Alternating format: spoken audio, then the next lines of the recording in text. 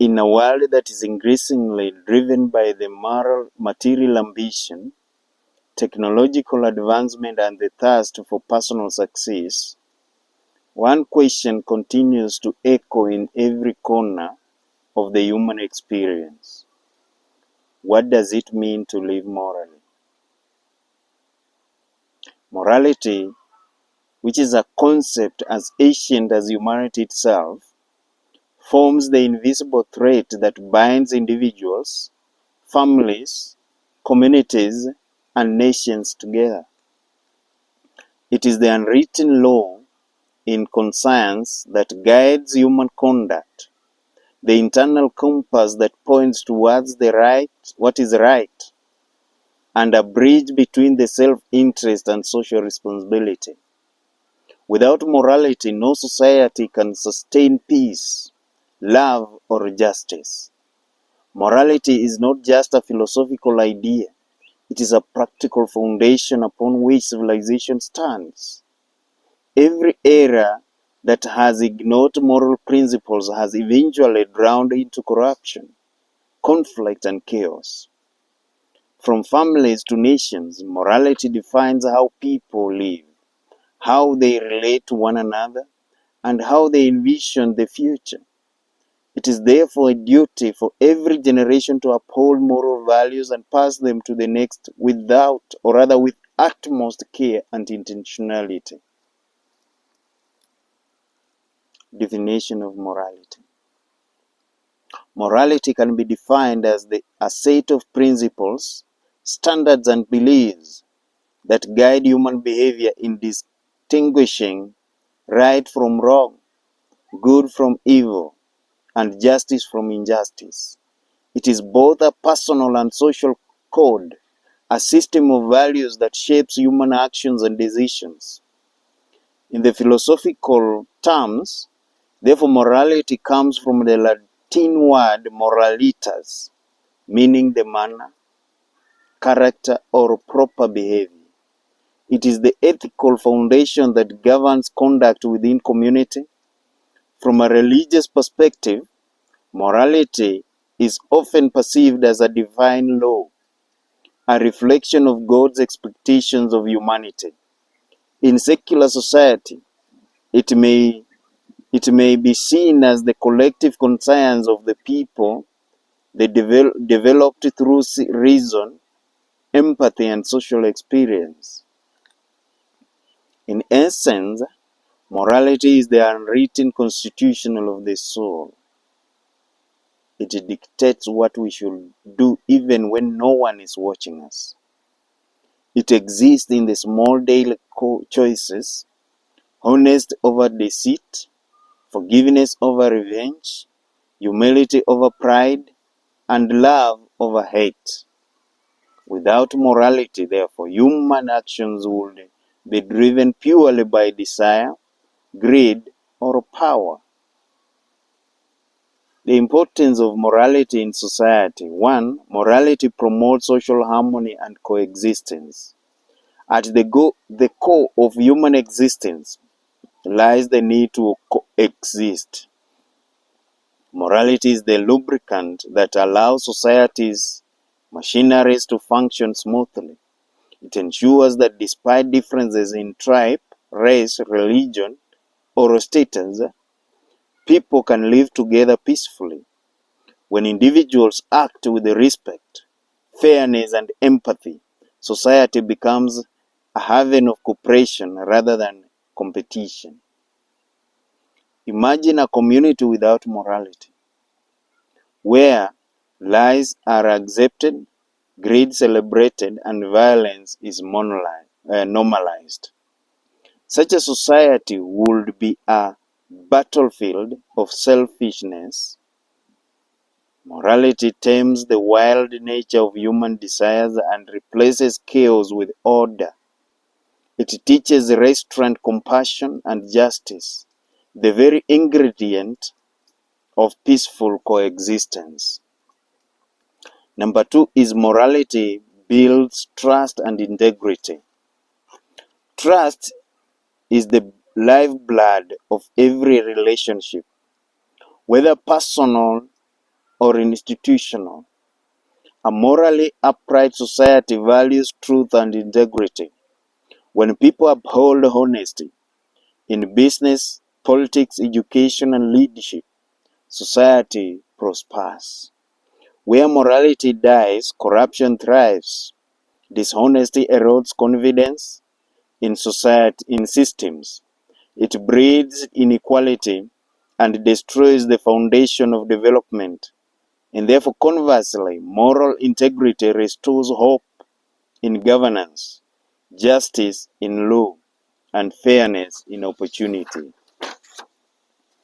Number 3 is morality as a foundation of justice. Justice cannot exist in a morally bankrupt society. This is a fact.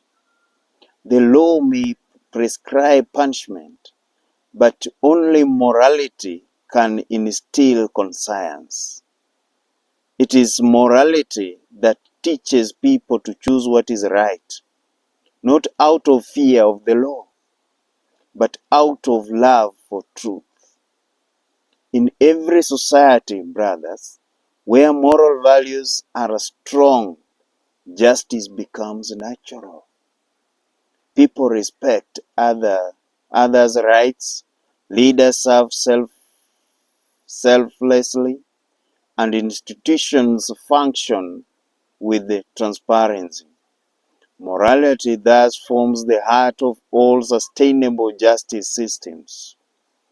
Number 4 is morality strengthens families. Remember, I'm talking about the importance of morality. The family is the first moral school. Within the home, children learn right and wrong long before they enter classrooms or places of worship. Therefore, morality strengthens family ties through love, respect, and responsibility. When parents model moral behavior, they raise disciplined, compassionate children who later become moral citizens. A moral family produces upright generations. On the other hand, moral decay in families breeds disrespect, crime, and social disorder. Every nation's moral health begins at home. Number 5 is morality as a pathway to national development. Economic and social development cannot thrive in a morally decayed environment. This is a fact. Corruption, favorism, dishonest, and greed derail national progress. True development is not measured by buildings or infrastructure alone, but by the moral quality of its people.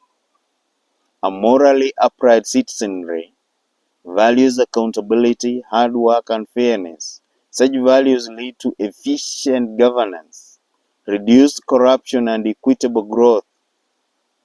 Kenya, Africa, and the world at large must recognize that morality is the mother of sustainable development. Why morality must be taught in future generations, rather to future generations? Every generation is shaped by the moral values it inherits. When morality is therefore neglected, societies produce citizens who are intellectually advanced but ethically bankrupt. People who may invent machines but destroy humanity in the process. The moral decline of the people begins the day they stop teaching morality to their children. Morality preserves human dignity. 1. Future generations must understand that every human being has inherent worth and must be treated with respect. Teaching morality ensures that people value human life, justice, and equality. It creates a generation that respects women, protects children, and values peace over violence. 2. Morality prevents cultural decay. Culture without moral foundation degenerates into chaos. A global influence grows. Young people are exposed to diverse ideologies that can easily erode traditional values. Teaching morality helps them to discern right from wrong and preserve their identity amidst modernity. 3 is morality shapes leadership. The leaders of tomorrow are the children of today. Teaching morality molds leaders who will govern with honesty and compassion. A society that neglects moral education will raise leaders who exploit rather than serve. And 4, morality reduces crime and immorality. When young people internalize moral discipline, they resist peer pressure, greed, and criminal behavior.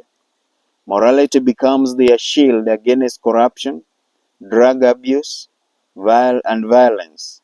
It is cheaper and wiser to build morals in children than to build prisons for adults.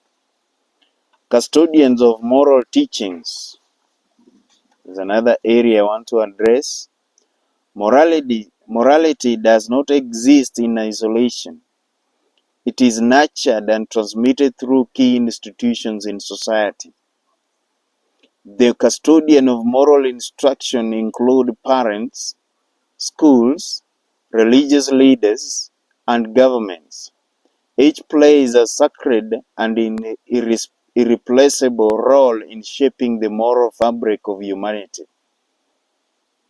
I start with 1, that is parents, the first moral teachers. The home is the first classroom of life, and parents are the first moral instructors.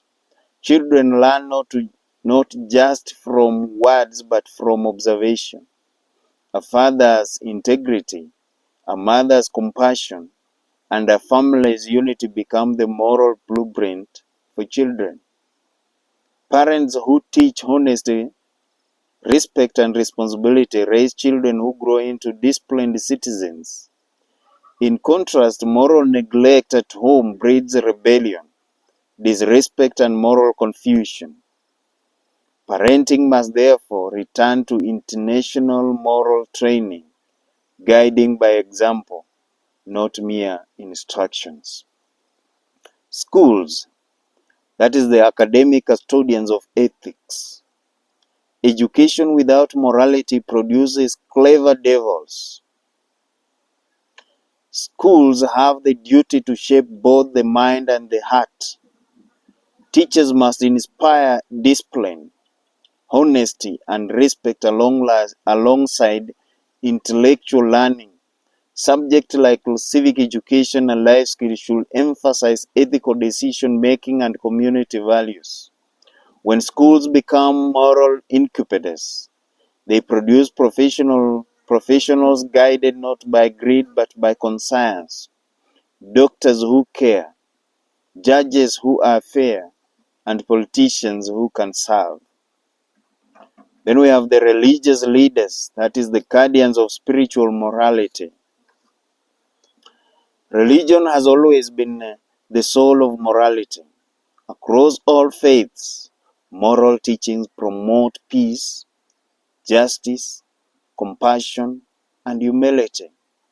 Therefore, religious leaders have a divine obligation to model moral purity and guide followers toward righteousness. However, when religion becomes commercialized or politicized, its moral power weakens. Religious institutions must return to their core purpose, shaping hearts, truth, defending truth, and promoting social ethics above personal gains. The media, which is the shapers of modern morality, is the factor number 4. The media, both traditional and digital, wields immense power in shaping public perception and behavior.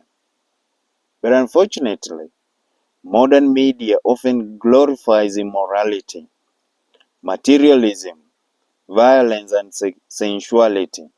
Yet it can also be a tool for moral renewal. Through documents, or other documentaries, educational programs, and responsible journalism, the media can promote honesty, integrity, and compassion. It should not only entertain but also enlighten. Media houses must recognize their social responsibility to shape moral conscious generation in this digital era.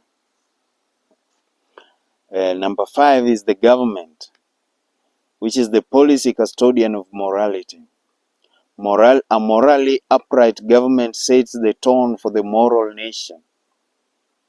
Laws that promote justice, equality, and accountability reflect the moral health of leadership.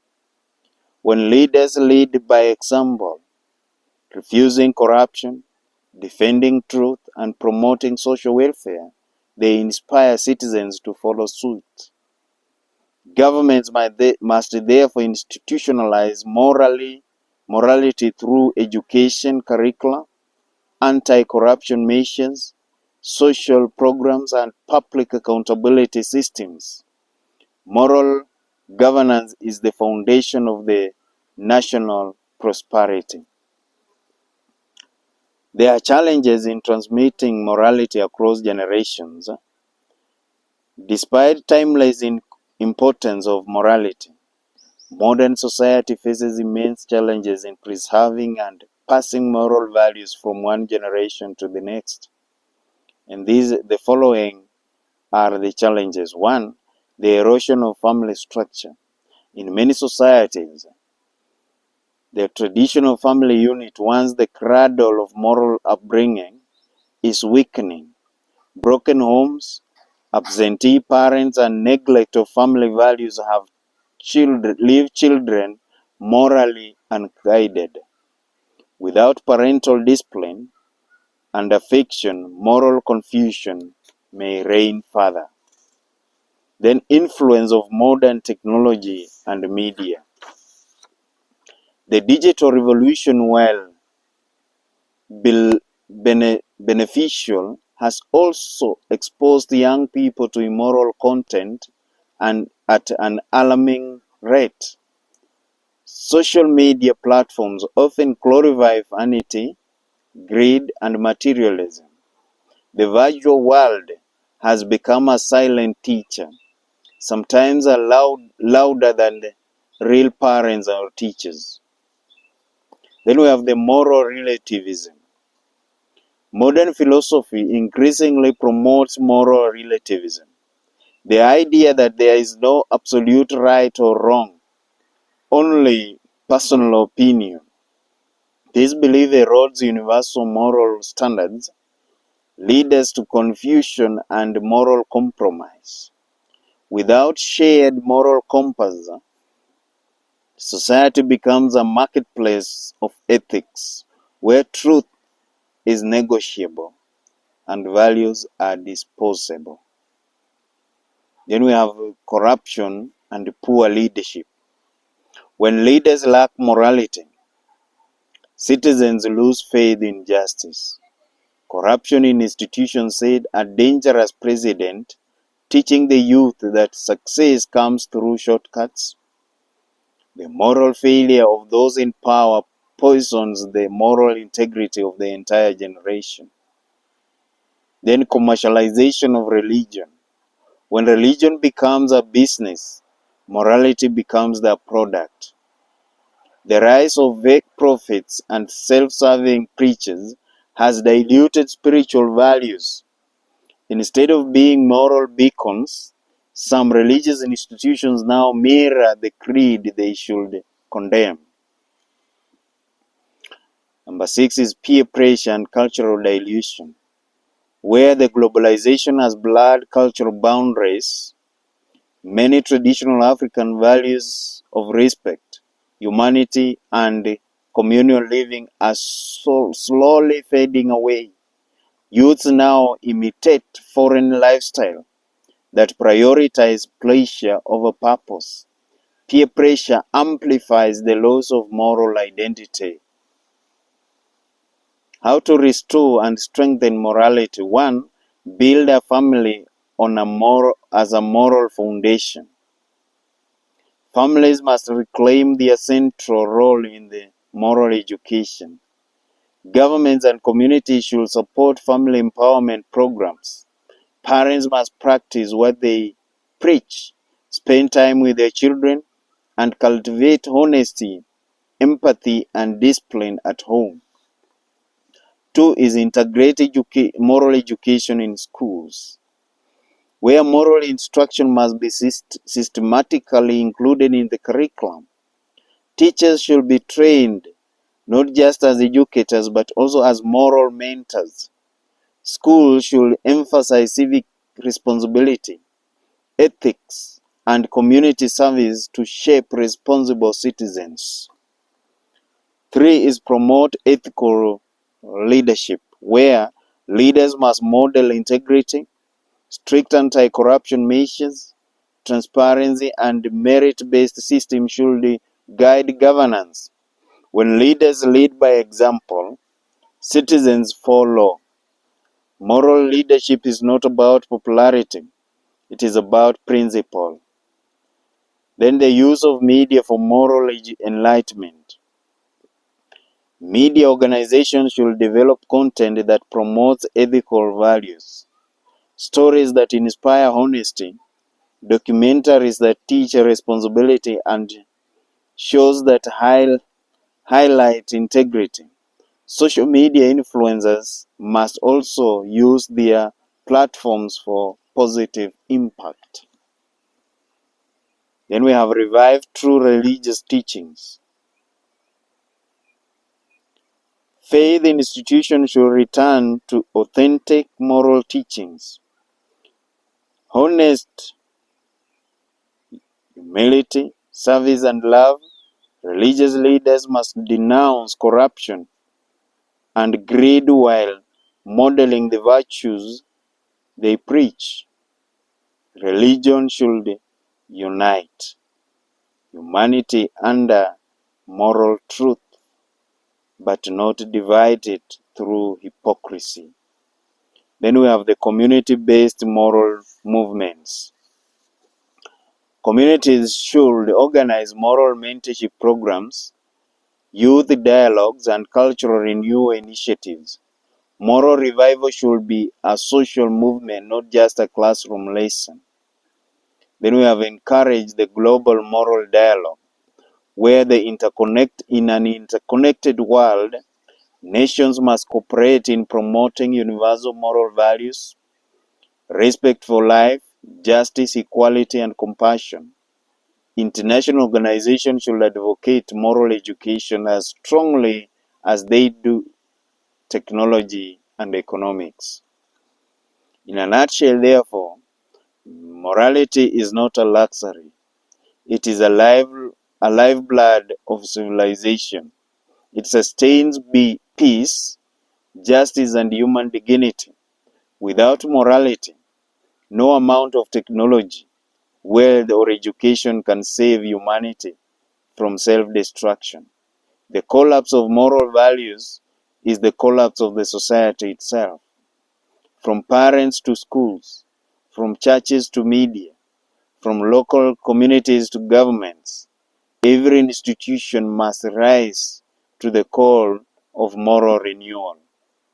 The young must be guided, not just to be successful, but to be good, not just to be intelligent, but to be wise, not just to live, but to live rightly. As humanity stands at the crossroad of modernity and morality, the choice we make today will determine the kind of world we bequeath tomorrow. Let us therefore uphold morality as our sacred inheritance, a torch to be guarded, nurtured, and passed on to the next generation.